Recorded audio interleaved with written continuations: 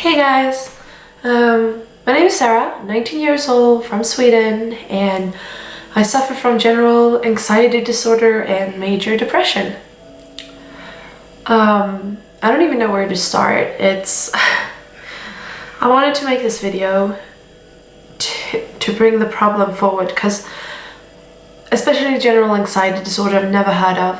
During my whole life, I now know that I've suffered from it as long as I can remember, but I didn't know what it was and I got no help at all. I am making this video, hopefully,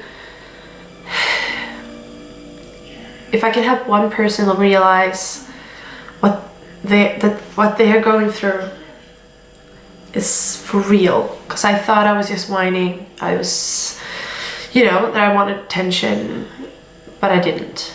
I also realize now that I never sought for attention, I never tried to get it, so I just told myself that I'm fine and I don't want to be a burden on anyone else. For those of you who don't know what general anxiety disorder is, it is basically constant, unreasonable, stupid worrying and anxiety about everything that you cannot do anything about. I mean, if I could do anything about it or fix it, I would. And when people tell me not to worry, if I could, I would. Okay, if I didn't have to worry, I wouldn't. It's not something I enjoy doing, okay? It is a real thing. It's just like depression, where serotonin can't transport like it's supposed to in the brain. There's not enough connections between parts of the brain. And that's a real thing. That is not mumbo jumbo. That is not crazy things I've come up with in my head. It's real. And this is as much trying to make me realize that it's real and make other people out there realize that this is a real thing. I was diagnosed with general anxiety disorder only 2 weeks ago, and I read up on it. My doctor talked to me, and she told me that basically it's the amygdala in the brain that don't have enough connections to two parts of the brain that deals with anxiety and fear, like how we process anxiety and fear, and has therefore compensated by connecting more to other parts of the brain. And that's not... And then I think things go wrong when it does that. I'm not really into biology or the brain or things like that, but it's important to realize that it is a real medical condition, not something made up in my head or your head. And I would like to tell you part of my story. Not everything, because there are obviously real people involved, and I don't know who's gonna watch this. I don't even know if I will upload it myself, but well, it started when I was little. I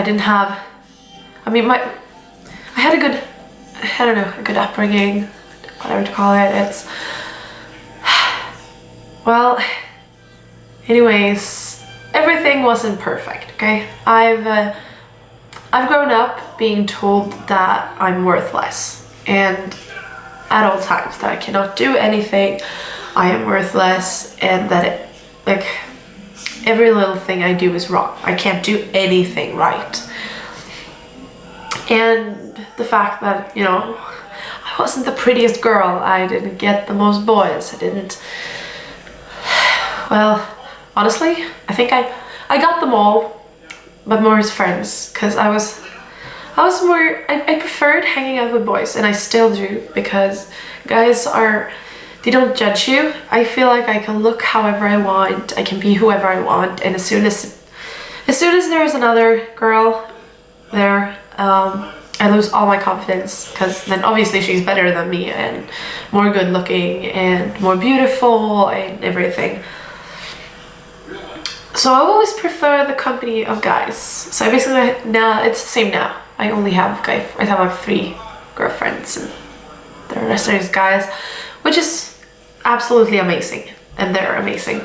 But I had to suffer quite a lot of bullying. I don't know, I have red hair now, if you can see. I used to be blonde. I used to have the furriest eyebrows you can possibly imagine. I went from super thin, super thin, People were giving me nicknames and bullying me for being so thin. And then I went to fat, and then I got bullied for having too much fat on my body. I am very much dealing with self-esteem issues. I know a lot of people are. It's not normal or anything. And I always got these little comments about the way I look. Like, I don't have very thick hair, and people used to always comment that like my ears were visible through my hair. And when people always commented on it, I always saw it, and I always felt that, okay, my hair is too thin. I've always been trying to hide. I wanted to be like everyone else. If I could just wear whatever everyone else was wearing, if I could look however everyone else was looking, I'd be fine, I'd be loved. People would like me, and you know, yeah, that didn't really work that way, did it? Anyways, when I was in 7th grade, I think that was the worst year. I was 13, and oh God, I got bullied. I don't even want to talk about that year. I got locked into the bathroom. There was one girl who poured milk over me in the cafeteria, and I wanted to cry and scream. And there was another girl who always imitated me. Like anything I said, she made it sound silly, and yeah. And I cried myself to sleep every night. I felt like crap, and I didn't know why at all times. And sometimes I just felt nothing. I could just zone out, and all my emotions, everything that was me would disappear. I obviously know now that was depression, but I didn't know it then because no one ever talked about it. I mean, depression was people who were sad all the time and couldn't leave the house. And well, I didn't leave the house very often. I skipped way too much school. I almost had to redo 7th grade. But I could at least get out of bed, and you know, I laughed sometimes. I mean, I had good days. I had fun days, so I didn't think more about, you know, depression. I actually, you know, okay, yeah, I actually told my mother once how I was feeling, and she said, you know, you're fine. There's nothing wrong with you. And I wish she would have taken me to someone, to talk to someone. I actually did talk to people. I did talk to, like, a psychiatrist once. And even she didn't believe me, I guess. Didn't care, really. I don't know. And I've always had, you know, skin troubles. And I don't know if it's visible with my amazing camera, but because it kind of makes you look better than you do sometimes. But I have really bad skin, like I have. And I have always had a lot of acne. Like, a lot of acne. I can't even, yeah, it's... And that was kind of the worst part for me, because I always felt, you know, if I had perfect skin, everything would be fine. And I sucked at putting on makeup. I sucked at fixing my hair. I've never been really a girl, so I didn't know how to put on makeup. I put on way too much foundation, way too much. I look like an orange. I look like an orange. With black eyes, yeah. And no. You know, I've even had complex about my eye color, that it's not like beautifully green or brown or blue. It just looks like shit. Literally like shit. I love them now, though. I've come to terms with some parts of my body. Yeah, and I also had eczema, which wasn't just...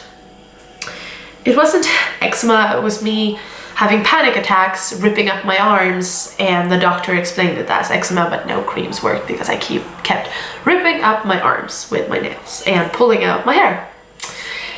Yeah, so I've suffered from panic attacks quite a long time too. And a lot of other things. Basically, I have everything. I don't know. I don't have any food allergies though. I've always been kind of proud of that or whatever. I'm allergic to, like, animals. I have a cat. I'm allergic to her, but she's the most beautiful thing there is, so I don't really care at all. No. Anyways, I thought, you know, the girl who bullied me, she moved away. The worst one. The girl who always imitated me and, you know, never wanted to be with me, she moved away. And I still didn't feel good. I mean, now we had the best friends. Though, I decided to change everything about me in 8th grade. Like after 7th grade, when she had moved, I felt that I need a change. I need to, yeah. I wasn't treated that good either then, but it was better. So it took about a couple of months, but I dyed my hair, and I've been dyeing my hair ever since, because like I said, I have blonde hair, and I'm not a blonde haired girl. I was supposed to have blonde hair. So I dyed my hair, I learned how to use makeup and, you know, got a bit better makeup. I bought new clothes so that I would look pretty. And you know what the worst thing is? After all that, people wanted to be with me. There was a guy who fell in love with me. I had got amazing friends. The same friends who used to bully me before, at least some of them. But I just, you know, I lived through it because it was better than always thinking about how they have acted. You know, when I changed everything about myself, when I stopped talking about things that I actually liked, you know, because I love reading. I'm a huge Harry Potter fan. I am a total nerd. All I do in days, I mean, playing video games, watch TV series, things like that, and I couldn't talk about it because if I didn't talk about it, you know, they wanted to be with me and talk to me, and if I did, they laughed at me. So by changing everything about myself, people wanted to be with me, which then I was happy about it because that was what I needed, but I'm not happy about it now. I actually hate it. It makes me cry a lot. I can't really explain how awful it was, but I know that a lot of other, like, I'm not alone. I'm not alone in going through this. Definitely not. But then anyways, I ended 9th grade and I was going to like Swedish gymnasium, I guess. I don't know. Like, not college, not really high school. I don't know. But anyways, and I chose to do International Baccalaureate program, which is a 2-year program, but they add a pre-IB in Sweden so that you get a Swedish exam. And I got an amazing group of people in my class. Like, I love them. I still love them. I love them so much. They're my best friends, and yeah, it was just amazing, and still it wasn't good. It wasn't good enough. And I have tended to surround myself with people who are really good at things, which means that I never got to be good at anything. Everything I tried, I failed. Everything I wanted to try, I didn't want to try anymore because I could still hear those words from when I was little in the back of my head saying that you're not good enough. You can't do this. You're not good enough. You're not good enough. And then sometimes I scream at myself that I'm not good enough. But I lived through the 3 years. Last year was the worst. I actually didn't finish IB. I don't know if you don't know what it is. It's a pretty damn hard program, which ends with you having to have 24 points, and I managed to get 23. Yeah, I've had better days. I am going to do retakes in May, so I guess I should make it then, but I don't know. But I lived through the 3 years. I have no idea how now, but I had amazing friends. I have them still, obviously. And the main reason I chose International Baccalaureate is that I got to move away from home. I was 16, the most nerve-wracking person you could have ever met. I'm made out of glass, which I think I still am sometimes. Break at any second, and still I decided to move alone. It's the biggest step I've ever taken and the best ever. Like, I've never done anything that's that good for me. I've been able to do so many things, and I got away from that old horrible life, and I got to start a new one of my own, and I'm really happy about that. Like, it's probably the best thing that has ever happened to me. No kidding. So anyways,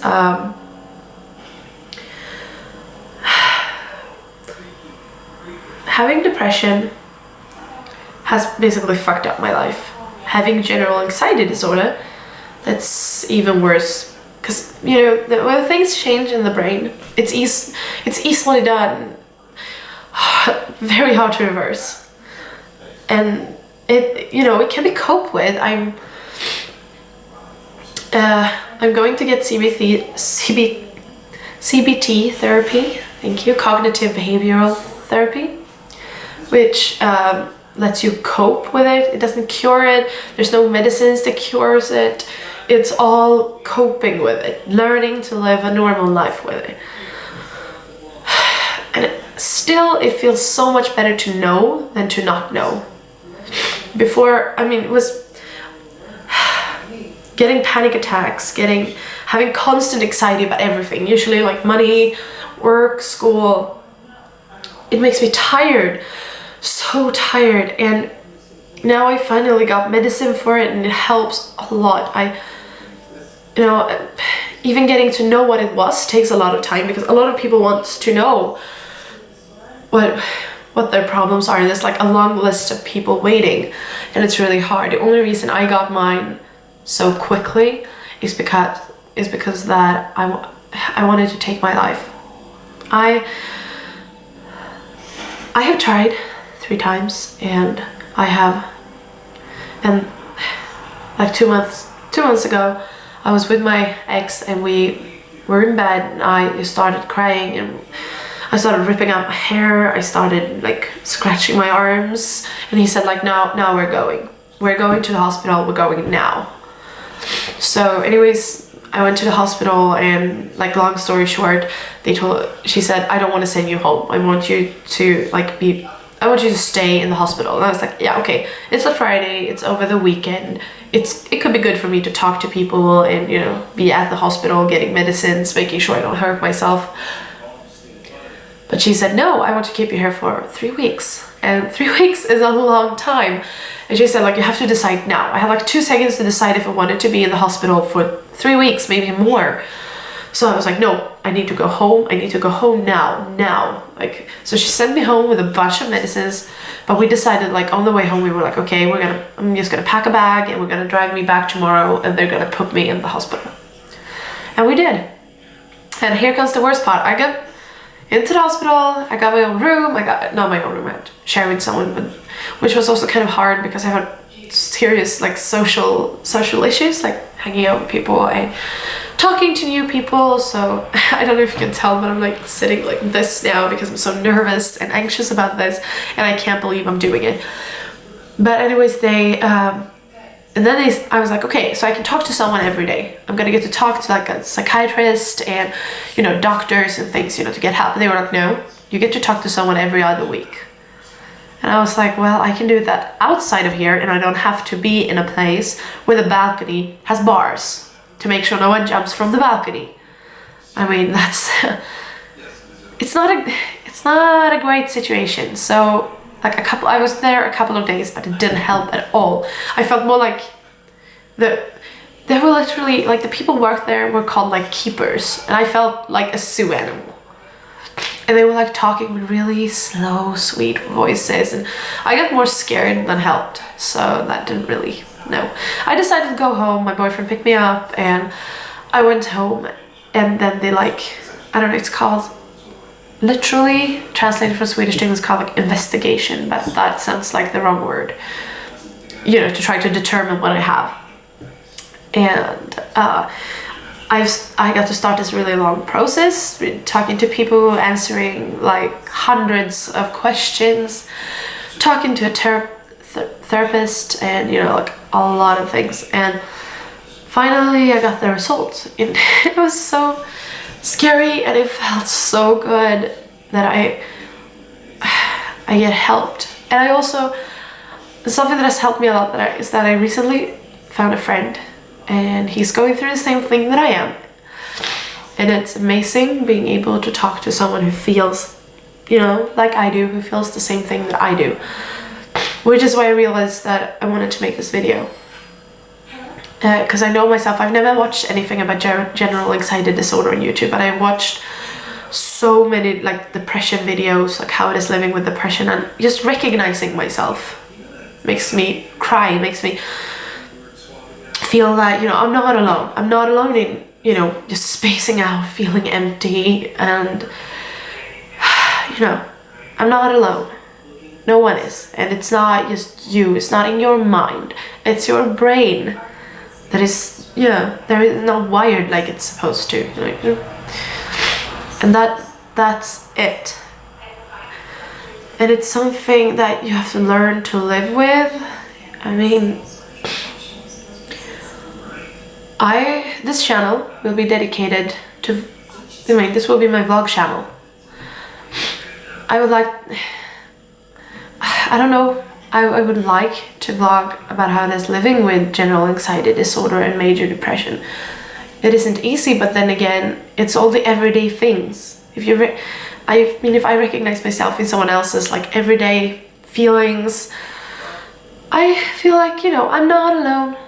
There are other people who feel the same thing. Sadly, I wouldn't wish this on my worst enemy, but it is, and that's okay. And that's what I need to understand.